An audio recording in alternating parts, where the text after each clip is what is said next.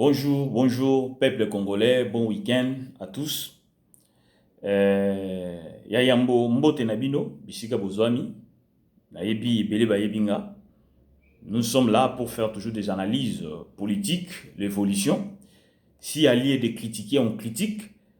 S'il y a lieu de donner des propositions pour notre nation, nous les faisons. Mais les loyaux, na yé, pour na sala moins évaluation, pe analyse ya mboka na biso ndenge ezali kotambola. Bandeko, mboka na biso ezali kotambola mabe. Soki tovandi na bandako na biso, bazali awa na poto, chaque fin du mois, chaque heure, bandeko bazo benga, ba camarade bazo benga, mutu nyonso azolela, pasi na pasi. Mais on se pose des questions, mboka yango balobaki keno tozwi bokonzi, mboka ezotambola, kolia ezosalema, justice ezosalema, est-ce que salemi? Bandeko, mboka ezotambola mabe. Pourquoi? Lit oyo biso tobundi, ezalaki lit pour la libération totale ya RDC. Ezalaki lit te qui doit kosala alliance na babomi. Lelo tokomi ko se poser des questions, il y a combien de présidents dans une nation? Pour mibeko elobeli biso soki mokonzi ya mboka akambi 2 fois renouvelable à Longwe, il est sénateur à vie, mais il n'est pas un acteur fluent, très influent, disons, dans notre pays, comme Joseph Kabila. Joseph Kabila, président Kingakach, M. Félix Tshisekedi, président Nakwenaye. Bandeko, les loyaux na Nord Kivu, au moins 15 civils tués dans une attaque des ADF Nambao. Namboka wana Mbao. Même secrétaire, même insécurité, Leila, Madame Leila Azo insisté que non, insécurité eza makasi na kati ya mboka. Bakonzi oyo sika bakoti bazali kolobani. Bandeko, eza malamu komona mokonzi Félix azali kotambola na bamboka bapaya. Otozo benga diplomatie internationale. Mais avant d'installer ou de créer cette diplomatie internationale, et là il faut que ça la diplomatie nationale. Parce que ce ne sont pas des Français qui bunda na mboka na biso. Ce ne sont pas des Allemands qui bunda na mboka na biso. Mais ceux qui to kei na bozindo, Afrique entière et particulièrement la République démocratique du Congo, bazo tie la biso mbutu ezali kaka bango occidentaux. Et quand musanga omoni un président africain, le ko ndeko na biso Félix, azui photo na Macron, peuple bazo beta maboko. Mais mon colonie ni Macron père kolongwa ye moko na France aya na République démocratique du Congo koluka Félix. Yango nazali ko yebisa peuple que non, tant mosusu biso to mona valeur na biso te, mais toza na valeur. C'est l'Afrique qui a construit la République démocratique du Congo. C'est la RDC qui a fait que plusieurs pays, même les États-Unis, soient les puissants du monde. Mais le grand problème est Zali, biso peuple, il faut mentalité na biso ezonga. Toyeba ko structurer makambo. Bandeko. Mboka eza kopola. Éducation oyo ndeko Félix aloba ke batia ezali na kati ya constitution, que ça soit l'opposition, que ça soit mutu nyonso akoki ko contredire yango te, mais batia yango na application nango ya malamu. Combien de professeurs lelo bazo salate, combien d'élèves bazo tangate pona nini bazui eloko oyo ya éducation bakomisi yango affaire politique pour faire des marketing politique, mais en vrai dire c'est non planifié. Naza contre ndeko Félix te, naza mona mboka, nazo sala analyse nanga que to simba na maboko. Si Kabila lelo atiki bokonzi pa ya Félix, c'est parce que la population congolaise ont démontré face au monde que non, la Troisième République. La population congolaise ont versé le sang des fosses commis de Maluku. À l'est du pays, n'en parlons pas. On a vécu l'histoire même de Rossi. Son père est mort, appellera son enfant. Combat na biso ezaki combat ya kosala alliance na Joseph Kabila te. On ne peut pas faire alliance na moto oyazo bomabatu. Voici des conséquences aujourd'hui. Voici des conséquences aujourd'hui. Donc Félix a kosala eloko, mais Joseph Kabila il faut signer le quoi.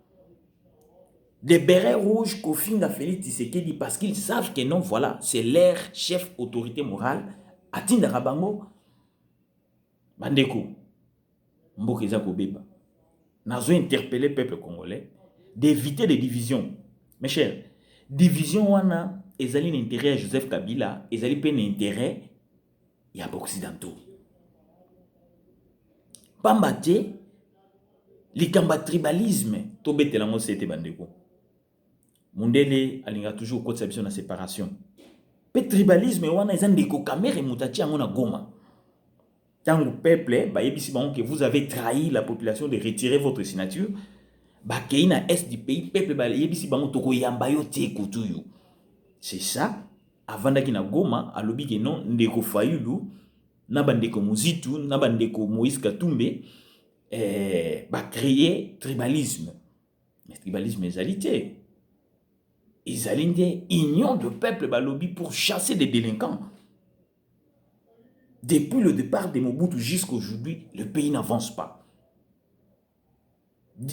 11 mois tozanango, atabilanga ya pamba esalaka 3 mois pour ebota nguba ebota masango ezalité. Ba jeune garçon lelo yo bazana musalati, ba komi ba esclave na kati ya mboka na biso moko ya ba chinois, ba esclave ya ba ouest africain, ba esclave ya ba paya. Kopesa bango salaire de gants. Salaire wana ezo kokate kosalisa bandeko. Bandeko basi bakomi koteka motakala na bango na ba video, motakala na bango na batu nyonso po pasi eleki. Mais wana tozo sosola te. Wana tozo lobela te. Bangunya oyo babomi batu. Ba Shadari, ba Francis Kalombo, batu ebele oyo ba généraux oyo to yoka ikeno soki lelo tozui pouvoir kanya mazana boloko. Baza libre, bazo sillonner. Joseph Kabila aza libre, azo sillonner. Pourquoi? Parce que peuple congolais yemoko ateki mboka pona kibokonzi. Peuple, ceux qui la quitté, nous serons jamais respectués.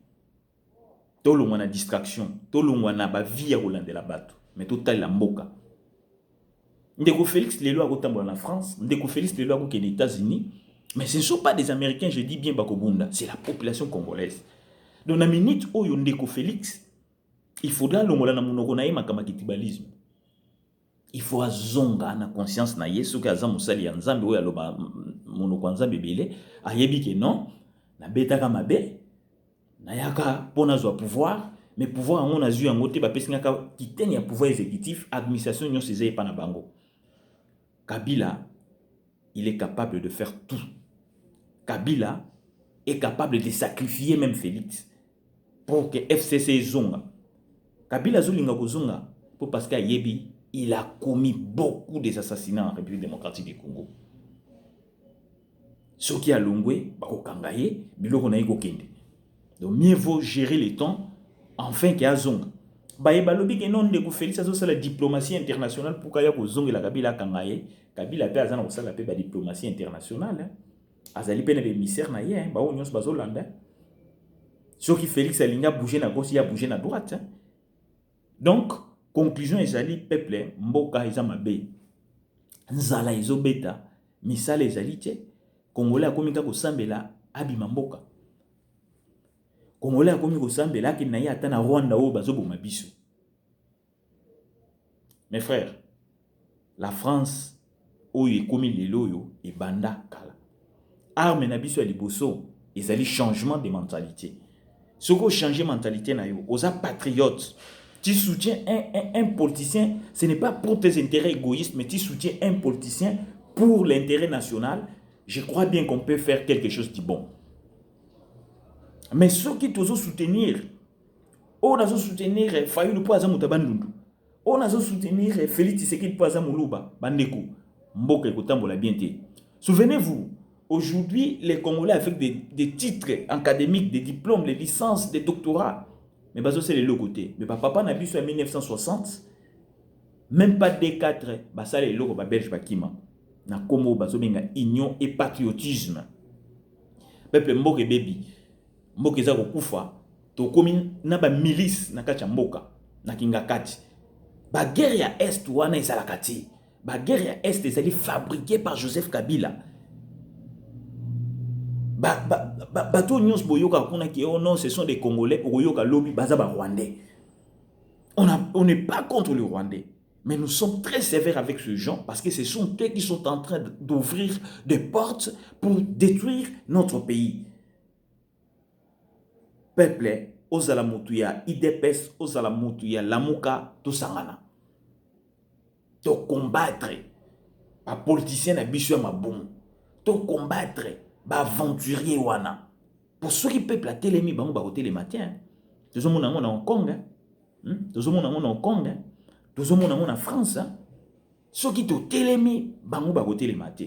To télémi na 2016 Kabila ko kite ko changer. To télémi na 2018 Kabila ko kite ko tia Shadari. Mais pourquoi pas to téléma pour sauver notre nation? Nous avons tant de richesses. Peuple congolais a les lanzalate et belé ma belé to zanango. Tokolona nguba, tokolona tokobokola bangulu. Un jour, ceux qui tous les présidents africains ne voyageront pas en Europe pour chercher leur argent. Ce sont des Européens qui vont voyager en Afrique pour nous proposer. Parce qu'on a tout. C'est le paradis. Mais ce qui nous manque, c'est l'union. Tout le monde a la division. Tout le monde a bêta na biso ba Congolais. Il faut te bétaner ennemi na biso.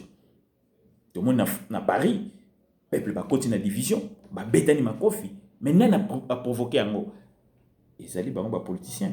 Et bon yo, aux autres chaque jour, aux autres qui ne connaissent pas combattant na cellule. Ba futaka yo, ba opesa ba promesse que aux musala, aux musala.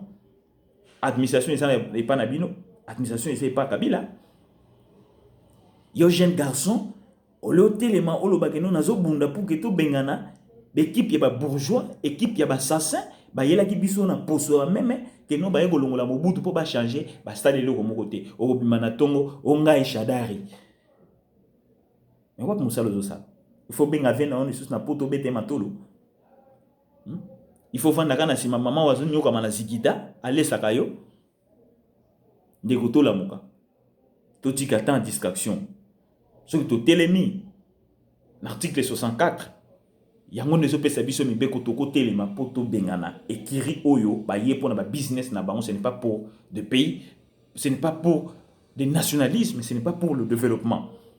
Moki baby bazalika ko kufa na est du pays ba ko sabinote. Guerre ezaka mundu ki tient bande kunanga. Guerre eza insécurité sanitaire hein. Mutazali ko bela mbongo ezata zo kufa. Moto banda botama avana na antena kiti moko asala ba fute salaire. Peuple congolais to sila soni. Et si quand nous sommes kende kaka refuge. Est-ce que biso trop aba réfugié le peuple congolais avec beaucoup de matières premières autozanango? Obeta kolo kolo na yo ya diamant oteka oza milliardaire. Obeta kolo kolo na yo ya nani ya coltan oza milliardaire. Est-ce que vous allez réfugié? C'est une réflexion, la conclusion nanga. Appliquons l'article 5 de souveraineté, to sauver Mboka, pour to kene liboso. To landate ba aventurier ba politicien oyo. Ba komi ba président leloyo, ndeko Félix a komi président leloyo, ba frère na ye kuna na kati ya poto ba ngonyos ba somi ba mama na ba palais, ba cousine ba komi na ba mama na ba mituka. Mais peuple congolais oyo akufaki na cellule na base na limité bazaka babola. Et si quand tu vas comprendre que non, ils ont monté ma bête mais ça patriotisme. Tout la muka, ingeta, ingeta. Surtout la mukite, to continuer kaka ndeko na ngai muluba, ndeko na muluba, ndeko na ngai mukongo, ndeko na mukongo oliani, ozo sala nini? Na poto ozo sala nini? Na Afrique ozo sala nini? Na Congo ozo sala nini? Ndeko na pesio 1 franc. Mboke changer. Mais il y a bisa bateau nyos bazo benga ba téléphone, bo benga président Félix. Apesa bino mbongo, bo benga sous poto te. Awa na poto bato ebele baza amboke ebongi. Pourquoi vous voulez rentrer au pays pour boyiba? Ce n'est pas pour travailler. Appliquons la notion oyolo mumba sala. Ingeta, ingeta, ingeta. C'est le moment. On a besoin de millions de dollars, mais si on a gagné 2 personnes au Bayokinga, convaincre peut-être 2 personnes, il faut changer. C'est par l'administration on peut voir qu'il y a un changement. C'est par de valeurs monétaires au Bayokinga faut changer. C'est par des créations des entreprises qu'il faut changer. Mais ceux qui biloko wana ezati, nous sommes en train de faire des théâtres. Ndeko caméra lobi ke kotambola la présidence au pesa mbongo, bad ba pesi biso 40 millions, nous allons payer des enseignants. Mais c'est de la folie. Il y a des paraboles qui disent mieux vaut apprendre à pêcher que de me donner les poissons. Ceux qui bad ba pesi biso 40 millions pour foutre enseignants, et bon lobby, pour peut-être sur mantolo wapi. Donc,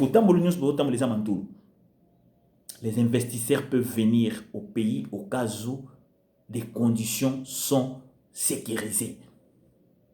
L'éducation, la sécurité, des problèmes culturels, des religions, monique non, pays ali, investisseurs proposer bino na kachamboka. Tant que politique interne et na division parce que Joseph Kabila Zakuna, Joseph Kabila Zali frein Yamboka na biso. Investisseur mo boyate. Bo ba yebi bien que Congo a na liste rouge.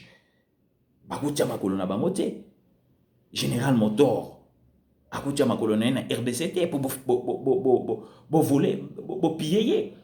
Investisseur azo yebi bien que à n'importe quel moment guerre moko ko salima na kata RDC. Bakoyate. Ce sont des faux investisseurs qui vont venir appliquer l'économie informelle bagoya pour bayiba bakene na bango. Mais bagoya pour s'installer bagoya te pour kimia et continenter na mboka Congo. Donc Félix comme président, il doit instaurer la paix au sein du pays avant de commencer des collaborations internationales. Je dis bien, ce ne sont pas des Français, des Américains qui vont lutter, c'est les Congolais parce que ce sont des gens qui financent mercenaires en Afrique pour nous détruire. Vraie arme, c'est l'éducation, ce changement de mentalité. Nous allons vaincre notre ennemi. Et Joseph Kabila doit fuir avec tous ses collaborateurs. On va faire comme la France a fait avec tous les traités qui ont trahi le Français. Ils étaient brûlés pour éduquer la population. Merci beaucoup. Que Dieu bénisse la République démocratique du Congo. Ingeta, Ingeta.